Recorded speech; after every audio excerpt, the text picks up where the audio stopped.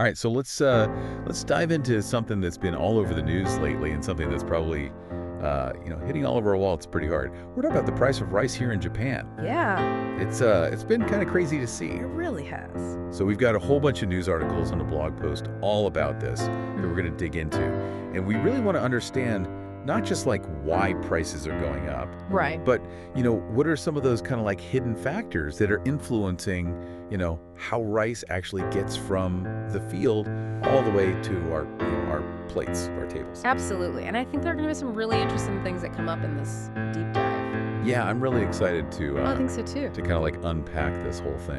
Yeah. So I think it's worth saying right off the bat that we are seeing some like pretty dramatic price increases. I mean, I was at the supermarket the other day and I was like, wait a minute, a 5-kilogram bag of koshikari Yeah. is like practically a luxury item now?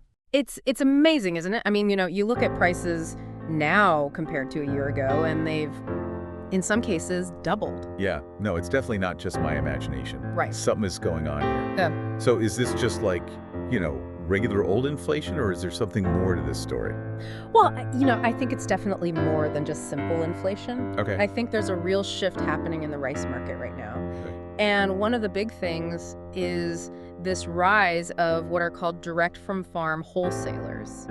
Interesting. So these are buyers who are essentially cutting out the middleman, and they're going straight to the farmers to buy their rice. Oh, so they're bypassing like the traditional distribution channels. Exactly. And often they're paying a premium because they're looking for, those high-quality varieties. Oh, so like the best of the best. Exactly. The top-tier rice. Okay. And that's creating more competition, which, as you can imagine, drives up prices for everybody. Okay, so that makes sense from like the wholesaler's perspective, right? Mhm. They want to get the best rice. Right. But how does that impact me?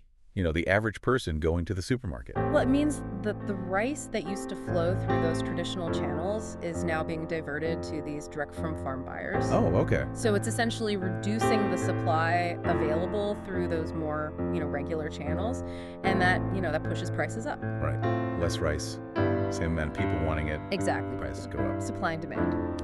But it's not just that. We're also seeing speculation playing a role. Oh, speculation. So like people are, Yeah. Some producers and sellers are holding back rice, okay. hoping to, capitalize on this rising market. So they're like betting on rice like it's a stock or something? Exactly. It's a bit of a gamble. Okay, that's really interesting. So, we've got this increased demand. We've got people kind of like holding back, stockpiling, waiting for the prices to go up. But then one of the articles that I was reading mentioned this like really interesting detail, and I wanted to ask you about this because it kind of blew my mind. Sure. Apparently, something like 210,000 tons of rice has like vanished. Yes. It's a very strange situation, isn't it? Yeah, I mean, what's going on there? Well, the exact reasons are unclear, but it's a significant amount. It's roughly equivalent to the government's entire annual rice reserve. Wow, so that's like, a year's worth of rice that they keep on hand just gone. Essentially, yes, and you can imagine it's fueled a lot of speculation. Oh, I bet. Some experts believe that it could be due to hoarding on a larger scale, Oh. but there could be other factors at play as well, maybe changes in reporting methods, Right. or even, just simple accounting errors. It's hard to say for sure. Okay, so we've got increased demand, we've got Yeah. speculation, Yeah. we've got this mysterious shortage. I mean, it's no wonder the prices are going up. Yeah, that's a perfect storm. But the government has stepped in, right? Yeah. I mean, they're releasing some of those national rice reserves. That's right. In an attempt to stabilize prices, they recently announced the release of 210,000 tons of rice from those reserves. So that's that same amount that's kind of like disappeared. Yeah, it's a pretty substantial amount. And, these reserves are typically used for emergencies or situations of extreme shortage. So this move really underscores the severity of the situation. Yeah, I mean, it sounds like a pretty bold move, but some of the experts that I've read are kind of skeptical about whether this is actually going to work. Yeah. I mean, they're saying that it's a relatively small amount compared to the overall size of the market, Mm-hmm. and it might not be enough to, actually bring prices down. Yeah, I think they raised some valid points. Okay. The effectiveness really depends on how the market players react. Oh, okay. Those who are holding back rice might not be swayed by this release, Right. especially if they anticipate even higher demand in the future. Oh, okay. So like they're thinking, okay, well, this is just a temporary thing. Right. Maybe they're thinking about, events like the upcoming Osaka Kansai Expo. Oh, yeah, that's going to be huge. Exactly. They might be anticipating a surge in demand. So it's like the government's trying to, kind of like cool things down, but the people who are holding the rice are like, nah, we're going to wait. It's a bit of a standoff. Yeah, it's a gamble, right? I mean, who's going to win? I mean, this is a big question, and it really affects, everybody. It affects us as consumers. It affects the government, and it makes you wonder, with all this focus on, appearances and needing to kind of like quickly, boost the supply of rice. Is there anything else going on kind of behind the scenes to make rice more marketable? Well, there is, and it's a topic that often gets overlooked. It's the use of additives in rice processing. Additives in rice? Yes. It doesn't sound very appetizing. I know, it's not something people usually think about. So what kind of additives are we talking Well, about? one that's been raising concerns lately is propylene glycol. It's used as a polishing agent to enhance the appearance of older rice. Wait a minute. Polishing agent? Rice isn't like a car. Why does it need to be polished? It's not about making it shiny like a car. Oh. It's more about making older rice look whiter and more appealing, masking its age from consumers. Oh, so it's like a way to make old rice look new. Exactly. It's a cosmetic fix, essentially, and it's creating some unease among consumers. Yeah, I can imagine. I mean, it's one thing to use additives in, like processed foods, but rice is like, it's supposed to be this natural staple food. Right. It's seen as pure and simple. Right. So what are people so concerned about? Well, I think a lot of the concern is about transparency. Okay. Consumers often aren't even aware that propylene glycol is being used because there are currently no labeling requirements for it in Japan. Oh, wow. So it could be in the rice that I'm buying, and I would have no idea. Exactly. It's like a hidden ingredient. That's concerning. So I know that, propylene glycol is used in a lot of things, but off the top of my head, I don't actually know what it is. Okay. Can you kind of break it down for us? Sure. So it's a colorless, odorless liquid, and it's used in a wide range of products, from cosmetics and pharmaceuticals to industrial antifreeze. Hold on, industrial antifreeze. Now I'm like really questioning my rice choices. Yeah, it's definitely something to think about. It is. And that's why this issue is generating so much debate. Okay. While propylene glycol is generally considered safe in small amounts, there are ongoing discussions about its potential health risks with excessive intake. Okay, so like the dose makes the poison kind of thing. Exactly. A little bit might be okay, Yeah. but too much could be a problem. Right. Especially for people who maybe have, some health conditions or are particularly sensitive. Precisely. And the lack of transparency around its use in rice makes it difficult for consumers to make informed choices. It really is. I mean, it's unsettling to think that something that we eat almost every day, rice could have, an ingredient in it that could be potentially harmful, and we might not even know about it. It's a valid concern. It is. And it's not just like a theoretical thing either.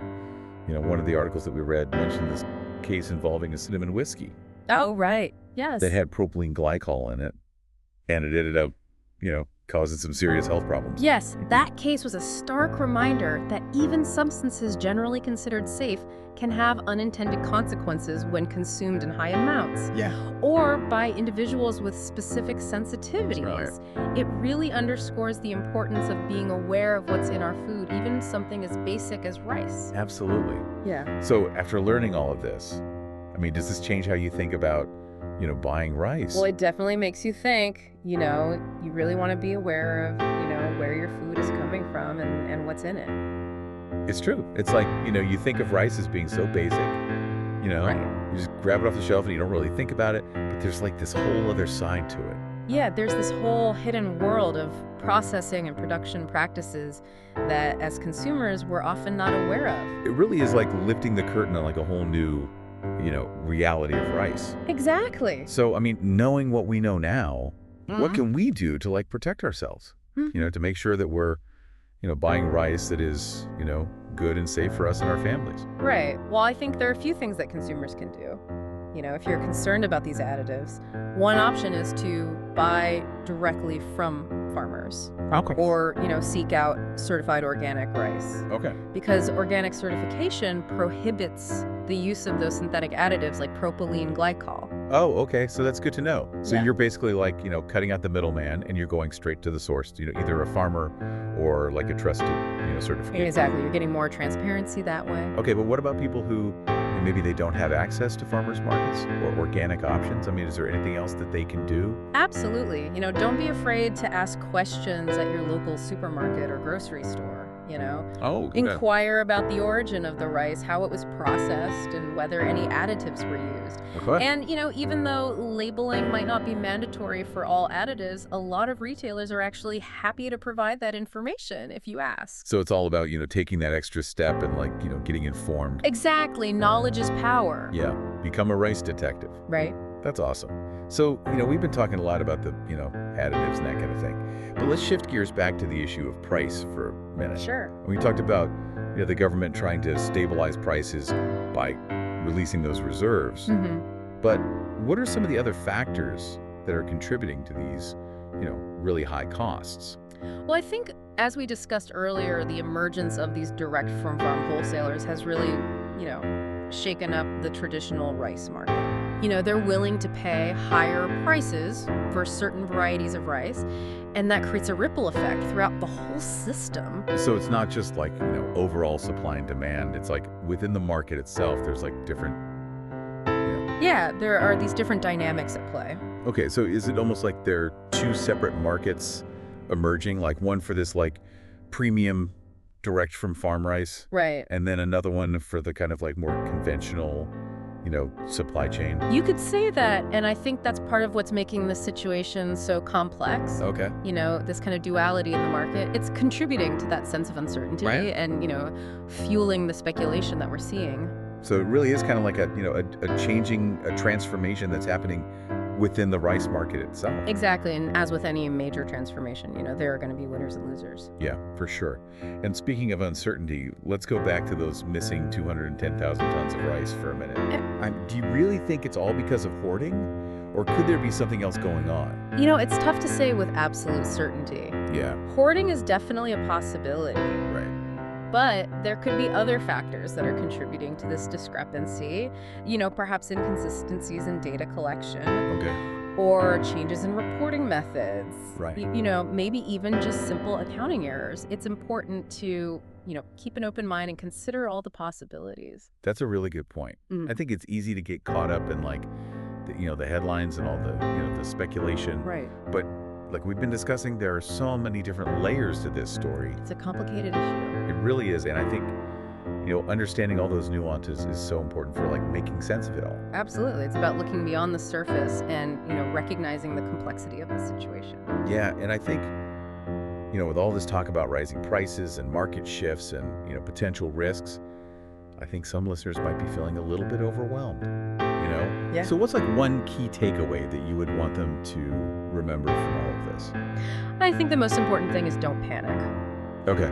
While the situation is definitely dynamic and complex, there's still plenty of rice available. Okay. And there are steps that you can take to, navigate these challenges. Okay. Just focus on, gathering information, asking questions, and making choices that align with your priorities and your values. Yeah. I think that's really reassuring. It's like we don't need to, go out and hoard rice or, make any like crazy changes to our diet. Right. It's more about just being aware and being, kind of proactive. Exactly.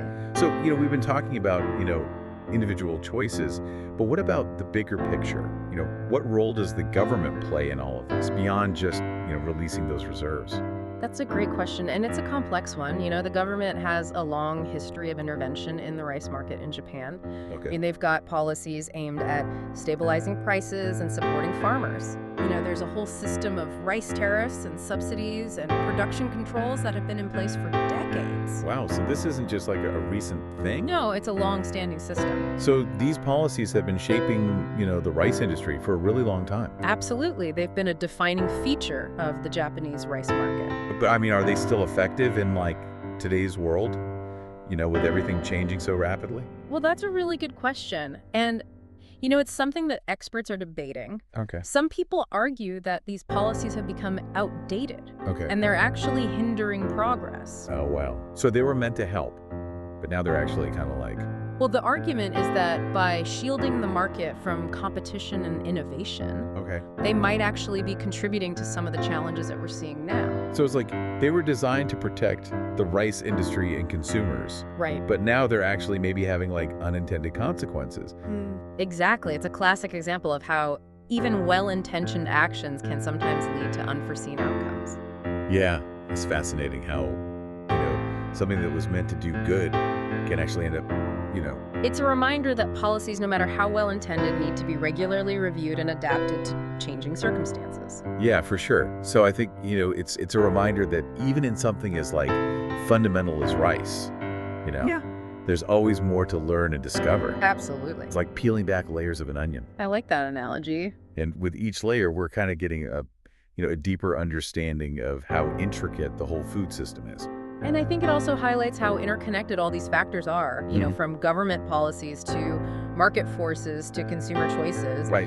They all play a role in shaping the journey of rice from the paddy all the way to our plates. It's true. And it's a journey that's way more, complex and multifaceted than we might have initially realized. I think so. But before we wrap up, this whole deep dive into the world of Japanese rice, Yeah. we need to talk about one more really important thing, which is, food safety. Right. We talked about propylene glycol being used as a polishing agent, but are there other additives lurking in our rice bowls that we should be aware of? Well, propylene glycol is definitely the one that's been getting a lot of attention lately. Yeah, it's the one that's making headlines. But I'm curious, are there other additives that, we might be, unknowingly consuming? Yeah, there are a few others that you might encounter. Okay.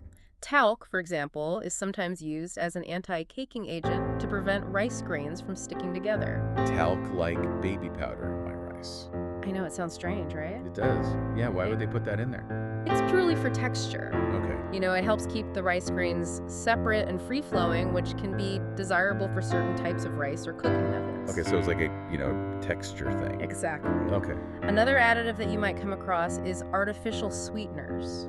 Wait a minute. Artificial sweeteners in rice? Yeah, it's not as common as some of the others, but it does happen. Why would they add artificial sweeteners to rice? Well, it's a way to enhance the flavor of older rice. Okay.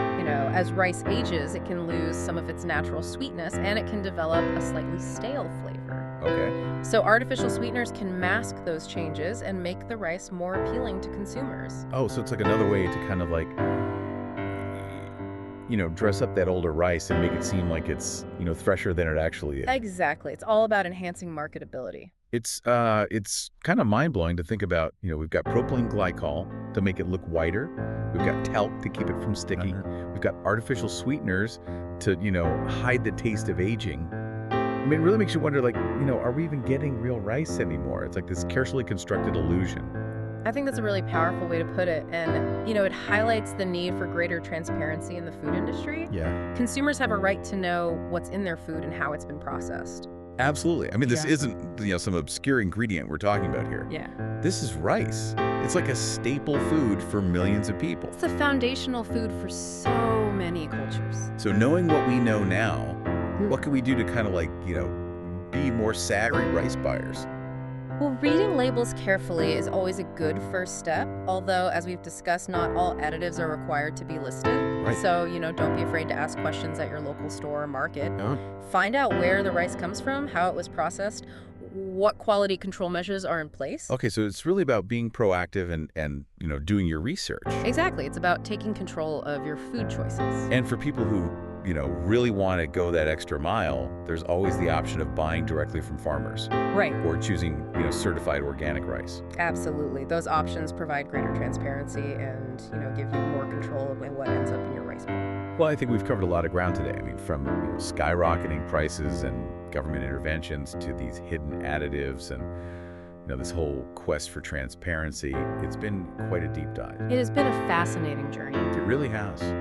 So as we wrap up, what are some of the key takeaways that you would want our listeners to remember? I think the most important thing to remember is that the world of rice is much more complex than it might seem at first glance. Okay. There are economic forces, political decisions, even ethical considerations that shape every grain of rice that reaches our tables. It really is like a whole system. Yeah. It's not just about, the rice itself. It's about everything that goes into it. And as consumers, we have a role to play in that system. Yeah. We can choose to be informed, we can choose to support sustainable practices, and we can choose to demand greater transparency from the food industry. I think that's really empowering. Yeah. It's like we're not just passive, recipients of whatever is, put on the shelves. We can actually have a say in this. Yeah. Absolutely. We can vote with our wallets and our voices. Yeah, and I think that's a really important message. So, the next time you're standing in the rice aisle, remember everything that we talked about today. Yeah. Ask questions. Read labels. Think about the journey that rice has taken to get to your plate. And consider this. Yeah. What kind of rice future do you want to be a part of? That is a fantastic question to ponder.